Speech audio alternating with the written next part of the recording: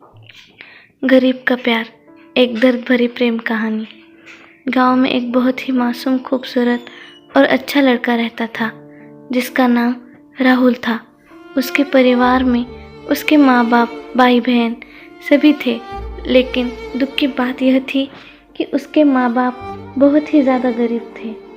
इतना गरीब कि बड़ी मुश्किलों से उनका गुजारा हो पाता था।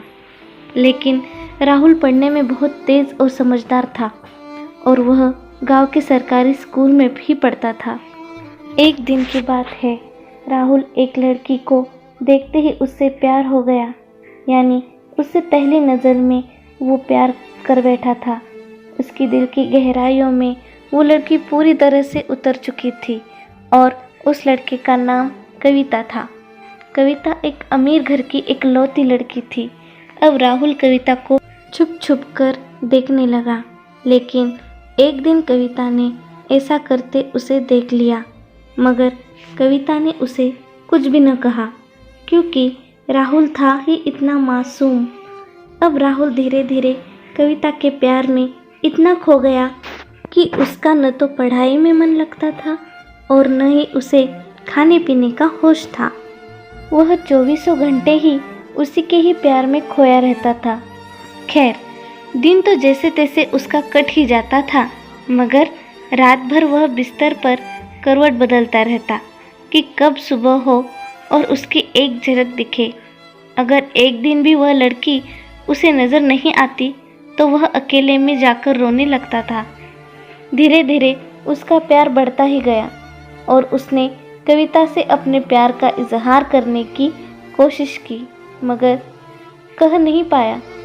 कई बार उसके नाम प्रेम पत्र लिखा, लेकिन वह उसे दे नहीं पाया क्योंकि उस लड़की के नज़दीक जाते ही उसका दिल ज़ोर ज़ोर से धड़कने लगता है और वह घबराकर अपना इरादा बदल देता है।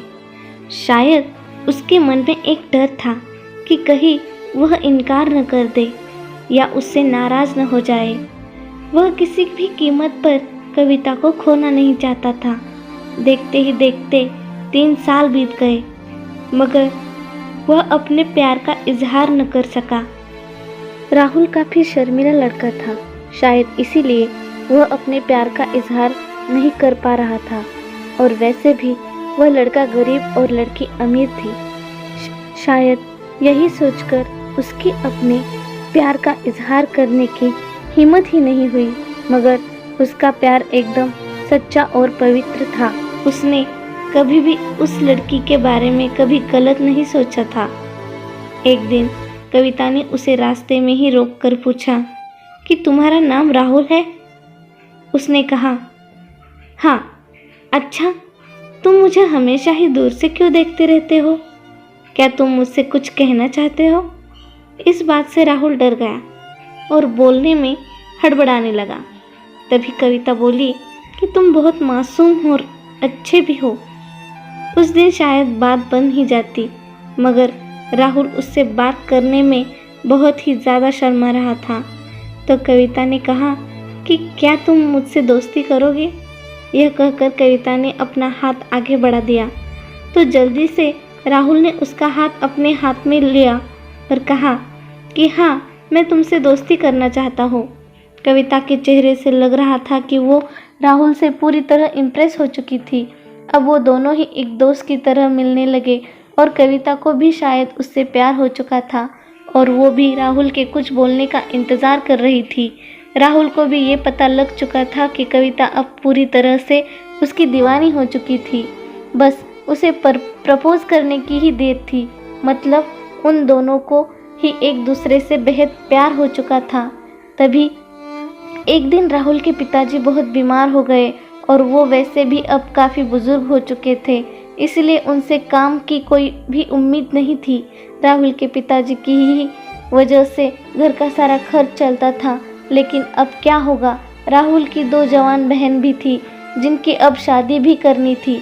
तभी राहुल के पिताजी उसे कहते हैं कि बेटा, अब शायद तुझे पढ़ाई छोड़नी होगी और शहर जाकर नौकरी करनी होगी। शहर में मेरा एक दोस्त व्यापारी है, राम प्रसाद, वो तुझे अपने पास काम पर ज़रूर रख लेंगे।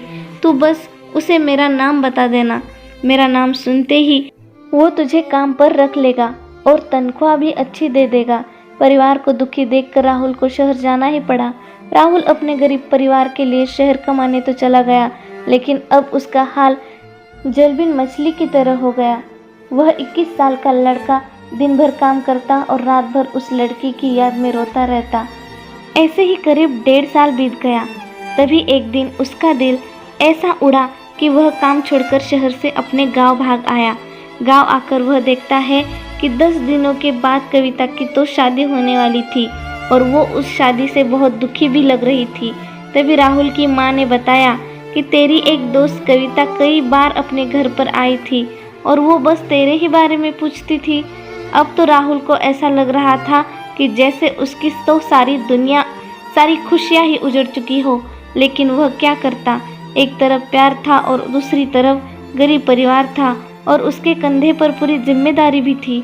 वह कविता से आखिरी बार भी नहीं मिला और उसने ये फैसला कर लिया कि उसे अपने बूढ़े माँ बाप और अपने छोटे भाई और बड़ी बहनों की खुशी के लिए अपने प्यार की कुर्बानी देनी ही पड़ेगी। ये सोचकर उसने अपना फूल जैसा दिल पत्थर का बना लिया और वो कविता से भी बिना मिले ही शहर वापस चला गया। जाते जाते भी उसकी जान निकल रही थी कि काश कविता उसे मिल जाती। वह ये सोचकर बहुत रो रहा था कि वो इतना गरीब क्यों है, क्योंकि इस गरीबी के कारण वो आज कुछ भी न कर सका। लेकिन राहुल आज भी कविता के बारे में सोच सोच कर छुप छुप के खूब रोता है और खूब तड़पता भी है। उसके मन में आज भी सिर्फ कविता के लिए ही फीलिंग और प्यार है। आज भी वो बताना चाहता है कि कविता मैं तुमसे बेहद प्यार करता हूँ, और वह सिर्फ एक बार कविता से ये पूछना चाहता है कि क्या वो भी उससे प्यार करती है। लेकिन राहुल ने तो प्यार और परिवार के फर्ज में परिवार को चुन लिया। तो दोस्तों, राहुल ने परिवार के फर्ज को चुनकर सही किया, और क्या उसे इतने गरीब परिवार को मजबूरी में छोड़कर अपने प्यार को अपनाना चाहिए था। ये कहानी आपको कैसी लगी हमको कमेंट में बताएं। कहानी को शेयर करें, लाइक करें और ऐसी ही कहानियाँ सुनने के लिए चैनल को सब्सक्राइब करें।